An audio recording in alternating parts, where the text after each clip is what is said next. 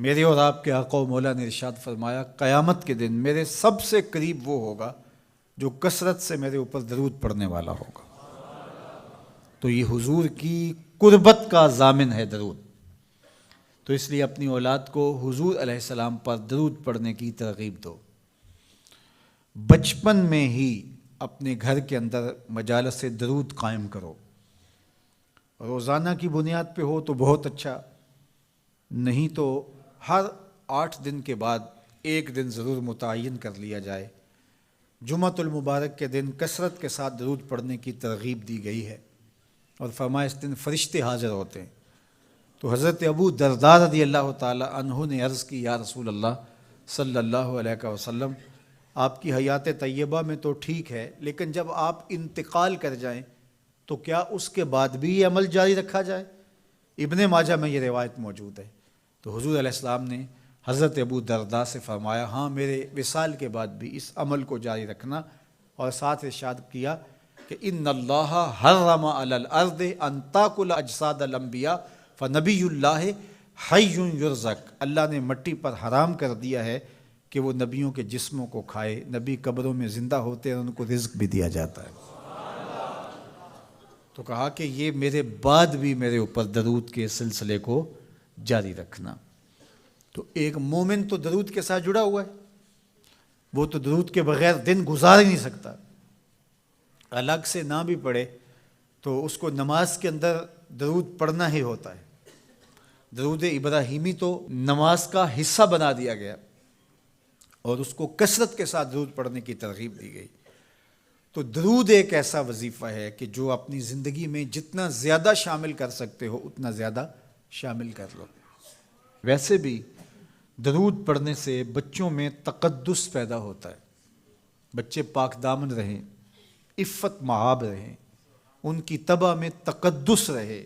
آپ چاہتے ہیں، ہر ماں باپ چاہتا ہے، اور پھر دور موجود کے اندر جو فتنے ہیں تو بہت ضروری ہے کہ ہماری اولادیں تقدس مآب رہیں، تو ان کو درود کی ترغیب دو، تو اس کا عملی نتیجہ یہی ہوگا کہ ان میں تقدس کا جوہر پیدا ہوگا، اور ان کی عصمت کی حفاظت رہے گی۔ اور درود شریف پڑھنے والے بچے اور درود شریف نہ پڑھنے والے بچے دونوں کی عادات میں فرق ہوتا ہے۔ درود پڑھنے والوں کی طبع میں رقت، لطافت، نرمی، محبت، شفقت جیسے جذبات پیدا ہوتے ہیں۔ یہ درود شریف کا عملی نتیجہ ہے۔ بعض لوگوں کو شکایت ہوتی ہے کہ ہمارے بچے بڑے اکھڑ ہیں، بڑے تند مزاج ہیں، بڑے سخت گیر ہیں، تو اس کا علاج کیا ہے؟ تو اس کا علاج یہی ہے کہ ان کو درود کی تسبیح دو۔ درود اکڑ توڑ دیتا ہے، طبیعت کی تندی نکال دیتا ہے، طبائع کی تلخیاں ختم کر دیتا ہے، محمد عربی کے نام کی مٹھاس پیدا کر دیتا ہے۔ حضور کا نام شہد سے میٹھا ہے، دل آویز ہے، کھنڈ میں اتنی مٹھاس نہیں ہے، شکر اور گڑ میں اتنی مٹھاس نہیں ہے، شہد میں اتنی مٹھاس نہیں ہے، قند اور نبات میں اتنی مٹھاس نہیں ہے جتنی نام محمد میں رکھی گئی۔ ان کا نام لبوں پر آئے، میٹھا میٹھا منہ ہو جائے، ان کے بول بہاروں جیسے اور اصحاب ستاروں جیسے، ان سا پیارا اور نہ کوئی، ان سے بچھڑ کے لکڑی روئی، جب وہ سیر کو جایا کرتے سر پہ بادل سایا کرتے۔ میرے شہر کے ایک پنجابی شاعر ہیں، انہوں نے تو قلم ہی توڑ دیا نا، تینوں سینے دی میں ٹھنڈ آکھاں، اگر آپ کا ذوق ہو تو، تینوں سینے دی میں ٹھنڈ آکھاں، شہد گلاب تے کھنڈ آکھاں، تینوں نبیاں دا میں لاڑا آکھاں، تیرے ہجر دے وچ میں ہاڑا آکھاں۔ تو ان کا نام ہی میٹھا ہے، دل آویز ہے۔ تو درود غصہ ختم کرتا ہے، طبیعت کی تلخی اور تندی مٹا دیتا ہے، اکھڑ پن ختم کرتا ہے۔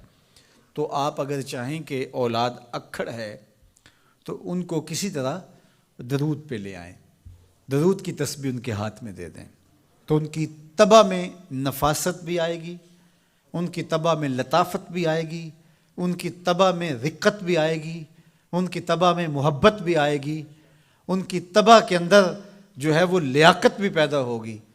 درود پڑھنے والا بچہ ذہنی استعداد میں درود نہ پڑھنے والے بچے سے بہتر ہوتا ہے۔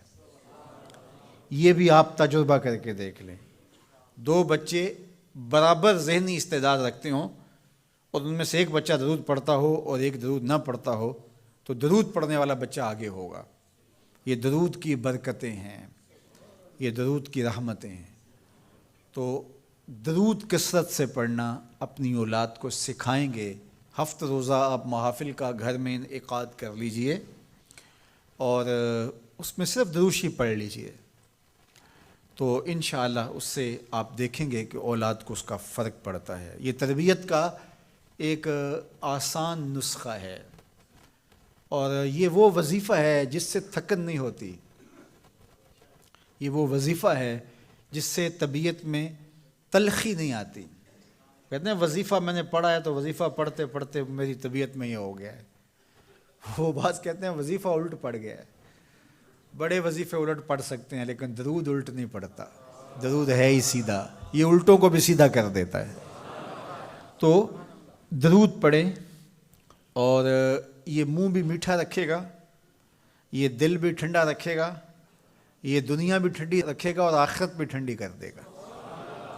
درود چراغ بھی ہے، درود کستوری بھی ہے، خوشبو بھی ہے، مہک بھی ہے، شہد بھی ہے، گلاب بھی ہے، کھنڈ بھی ہے اور سینے کی ٹھنڈ بھی ہے۔ تو درود اپنی طبع کے اندر اچھی طرح سے راسخ کر لیں اور اپنی اولادوں کی طبع میں اس کو راسخ کریں۔ اس سے آپ عملاً دیکھیں گے، میں سالوں کی بات نہیں کرتا، اشروں مہینوں کے اندر آپ فرق پڑتا دیکھیں گے۔